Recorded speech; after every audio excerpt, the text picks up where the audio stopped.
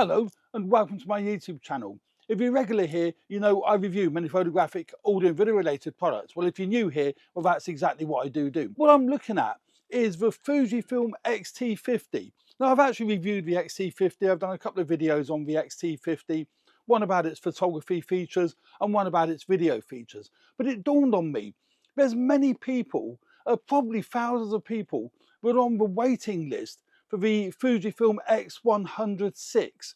Now, the X-T50 shares a lot of the DNA and a lot of the innards of the X100VI. So it kind of dawned on me, is it really worth waiting for the X100VI if you are on the waiting list? And is it worth getting the X-T50 instead? And you're looking at a very similar price once you add up the lens. Now, the X-T50 has interchangeable lenses, where the X100VI has a fixed 35mm lens. It's actually a 23mm lens, but in 35mm terms, full frame terms, it's a 35mm lens. But the the X-T50 has interchangeable lenses, but they both share the same image sensor, the same processor, the same video features. So it dawned on me that I think it's well worth getting the X-T50 over the X100VI. The X-T50 is also a beautiful looking camera. It's great, it's very compact. I think in size and weight, it's going to be much the same. This is lighter body only than the X100VI, but with a lens, once you've got a lens on it, then it's going to be much the same. Now, I've got fitted to it the Fujifilm 27mm lens on here, which is about 42mm in full frame terms, compared to 35. So it's a little bit more zoomed in than what the X100VI would be, but it's relatively similar. And I think that's a really nice, compact, street pocketable, well, not quite pocketable, but certainly a jacket. Put it in your jacket, or you can put it in a little pouch. Well, I've got one of these little Manfrotto pouches, fits on your belt, or you can put a strap on it, and it'll fit in there beautifully. I've used it many times on my belt, shove that in there, and you've got a nice, compact camera you can take out with you and get amazing results. Now, the other beauty with having a 40 megapixel sensor in the camera, if you did use a wider angle lens, such as the 18mm, I've got the 18mm fitted to my XA5. That's also a very compact lens. Actually, I don't think this would be quite as compact as the lens on the X100VI, but it ain't far off. That's the lens, the 18mm lens. Now, if you fit the 18mm lens onto the X-T50, you're going to get a wider angle shot when you take your photographs than you would with the X100VI, but you can crop it in when you do your editing. So when you go into programs such as Lightroom that I've got here, you know, you can crop an image. So if I went on that image, I could crop that image and make that tighter, you know, because of the 40 megapixel sensor. So I can actually crop in quite considerably using the you know, like I've done there, using the features in Lightroom, in Photoshop, in many other photo editing software, without really losing resolution because of a 40 megapixel sensor. So you don't really need the X100VI. Now, the X100VI has got a cropping mode, but you're already starting at a 35mm end. You can't go wider because the camera itself doesn't go wider. But using the X-T50 with a wider angle lens, you can still crop. So you've got the best of both worlds. You've got the fact that you can change your lenses on your X-T50, and you can crop as well because of a 40 megapixel sensor. Now, the video features are virtually identical. This does 6K video, it does HD, up to 240 frames a second for your slow motion, and it does your 4K, which is the same as the X100VI. This also has a mic jack, and it also has HDMI out, which is great.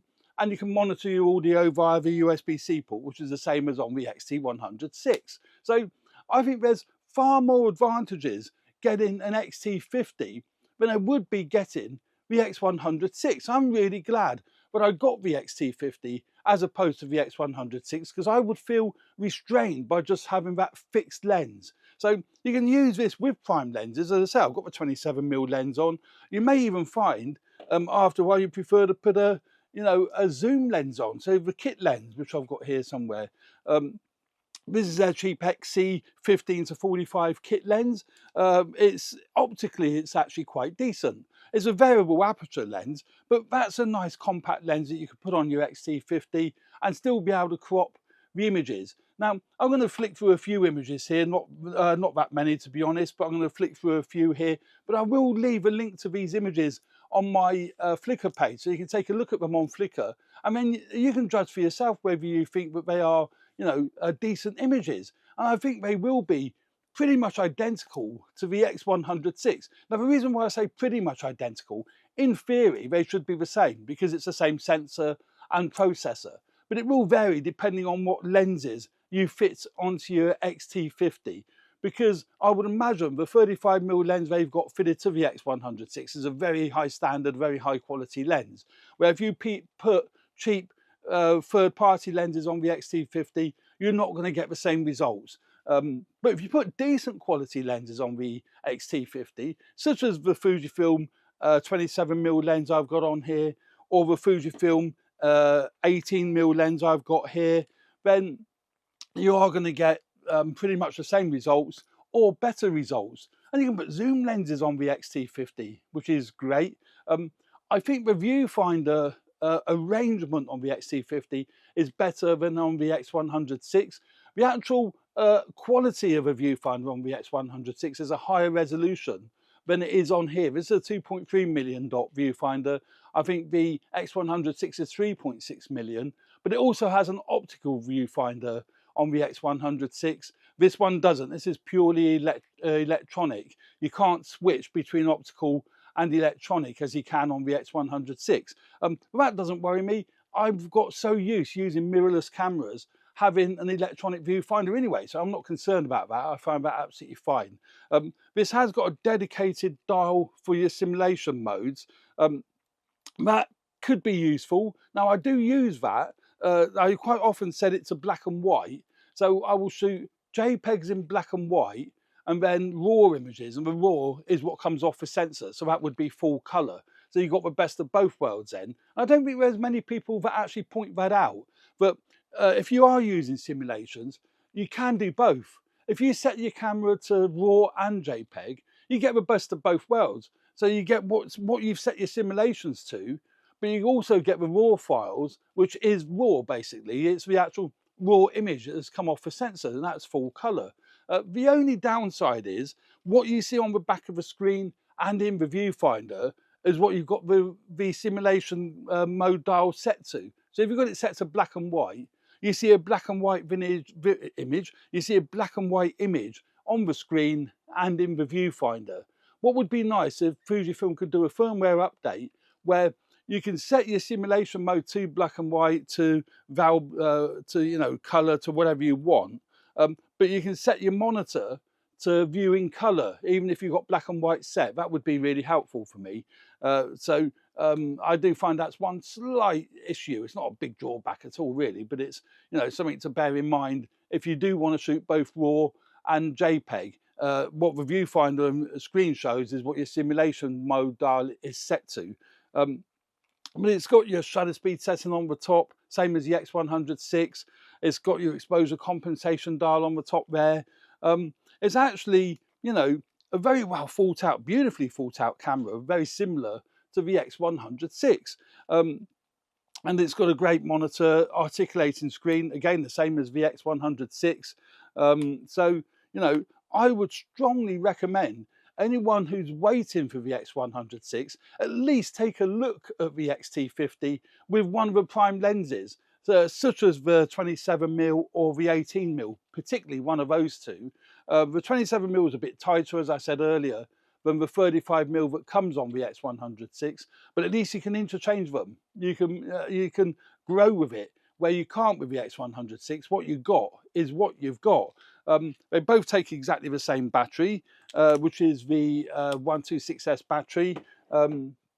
It's a pretty much standard Fujifilm battery nowadays. Many of their cameras take this battery, which is fine. A couple of batteries in your bag, and that should last you pretty much all day, whether you're taking video or whether you're taking photographs. Now, if we look at some of the images, it doesn't really matter what I click on, because they're all really sharp. They're all, you know, colors, as we all know. Fujifilm colors are really, really lovely. The JPEGs are. I shoot raw. All of these are raw images, so I can edit them if I want to edit them. But as I say, with the JPEG images, I will set a simulation mode to either be black and white or color or whatever I, you know, fancy when I'm taking the photographs. Yeah, 40 megapixel sensor enables you to zoom in and get some great images, and also enables you to crop, as I showed you earlier. So for example, I could crop that in tighter, cut out some of the sky, so you know, you end up with a really nice image. Here we go, hit return. And we haven't really lost any resolution there because of a 40 megapixel sensor that we started with. So, and I've cropped out a lot of that white sky. Just looks more attractive, really. You know, it is really a lovely camera to use. Now, there is one feature on the X-T50 I use all the time now, particularly if I'm just going out and about. If I'm going into town, I'm getting some quick snaps, such as these sort of pictures, any of these sort of pictures. I just want to walk around town. I'm not really concentrating on, you know, getting technically or creatively great images. I'm just looking at getting images of my surroundings, you know, and what I see on the day. And I love to be able to do that, but I don't want to be messing around with setting apertures, shutter speeds, ISO, and all that sort of malarkey. And on the X-T50, I can switch it to auto mode. So there's a little lever on the top here that goes from manual or whatever mode you're in, whether it be aperture priority or shutter priority, and then you can flick it down and now you're in full auto. But you still have exposure compensation available to you, but you're in full auto, and you can also move your focus points as well. But as far as exposure is concerned, it's full auto, and it's great. I can set it to auto, I can get images like this. I can literally walk around and just take snaps all day long.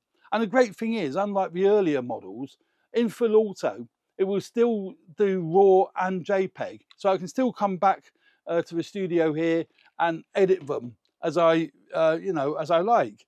So again, beautiful colors, sharpness, great, definition, everything about this sensor, the lenses, the way it resolves the colors, the dynamic range, everything about these Fuji cameras is excellent.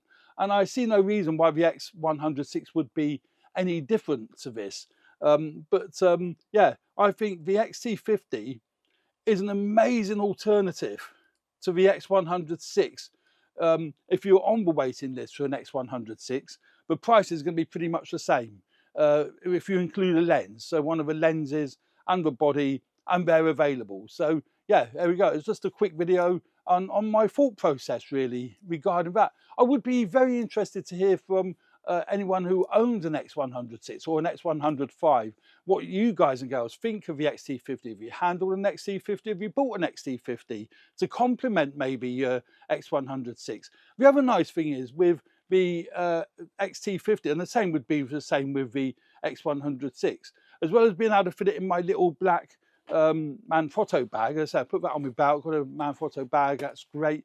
I can actually use my Billingham bag, which is also really compact. Now normally I would fit one camera body with one lens in here, but the great thing is I can either put my XS20 in this bag, it's got two compartments in the bottom there, or my XA5 with the 18mm lens fitted to it. That goes in there nice and neatly, and then the X-T50 also goes in there nice and neatly. And I've got two, I can go out and about, I've got two cameras in one bag, pouch at the front for me, bits and bobs, batteries and whatever.